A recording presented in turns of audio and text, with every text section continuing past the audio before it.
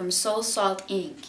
and I'm going to give you a brief explanation about how come you have communication problems with your team. And I'll also give you a few helpful hints on what to do about that.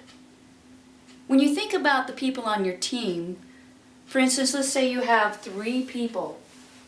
There are channels that are informal that naturally flow information from one person to another.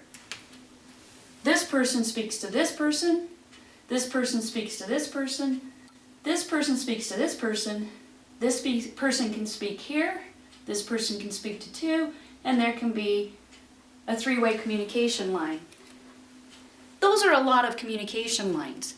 So the first thing you need to understand is, if you're struggling with clear communication, it might be because you haven't taken into account just how many channels of communication you have flowing in your company. Let's look at a formula that will help you understand how many channels you actually have. In this formula, N stands for the number of people working on your team. Let's say that you have 9 people. N stands for 9. When we do the formula, we see that there are 72 lines divided by 2 equals 36 actual channels. That can be overwhelming. With just 9 employees, there are 36 different channels open for effective or non-effective communication to flow. So now that you know this, what do we do about it? Well, the first thing you do is you don't ignore it. You don't allow information to flow randomly. Knowing that people will talk, they will connect, you need to be sure that you are communicating often.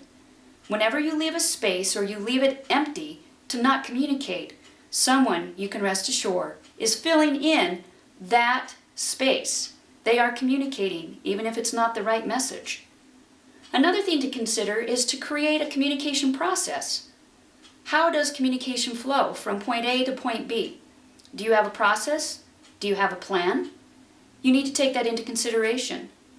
And finally, one thing that my clients do is they create a culture of coaching, which means that they insert a coach into the formula.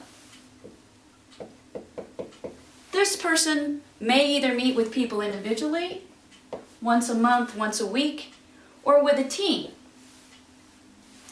The message that you're trying to communicate to your group could be infiltrated through the coaching session to the individuals, and then because you have a coaching culture, you can ask the coach to be accountable to sending the message and each individual accountable to doing something with the message.